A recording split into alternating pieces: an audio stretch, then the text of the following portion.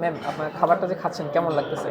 আলহামদুলিল্লাহ খুবই ভালো লাগছে, কিন্তু এই ফার্স্ট রাইসটা খেয়েছি, এই রাইসটা খেয়ে একটু অবাকই হয়েছি, কিন্তু বাট খুব ভালো।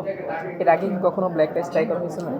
না, এই রাইসটা কখনো খাইনি, এই ফার্স্ট খেলাম আজকে হ্যাঁ, এই ফার্স্ট সব মানে এটাও খেয়েছি, এটা খেয়েছি, এটা বাসায় করি কিন্তু একটু বয়েল করি।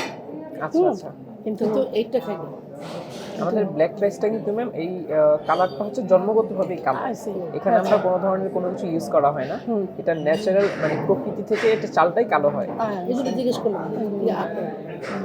না না ঠিক আছে, এটা ভালো হচ্ছে, এটাও সালাদটাও কিন্তু এই রাইসটা খেয়ে বেশি বয়েল করি, এটা একটু বয়েল একটু কম হয়েছে ওইটাই।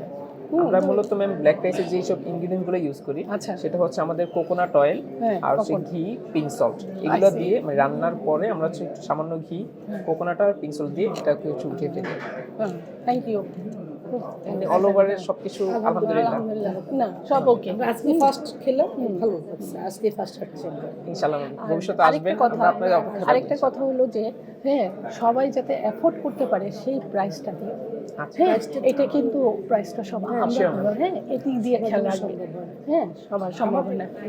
সে তো উঠে চলে যাবে বলছে, আমি সে আসছি খেয়ে যাব, তোমাকে খাওয়াবো আমি বলছি আর আগামীকাল আসতে হবে আমাদের রিপোর্ট নিয়ে। হ্যাঁ, তাই এই ফার্স্ট ওনার সাথে দেখা হলো, সব ডক্টরগুলি আমার যে কয়জনের সাথে ইন্ট্রোডিউস হলো খুব ভালো, উপরে ডাক্তাররা খুব ভালো। আলহামদুলিল্লাহ। সবাই ভালো লাগছে।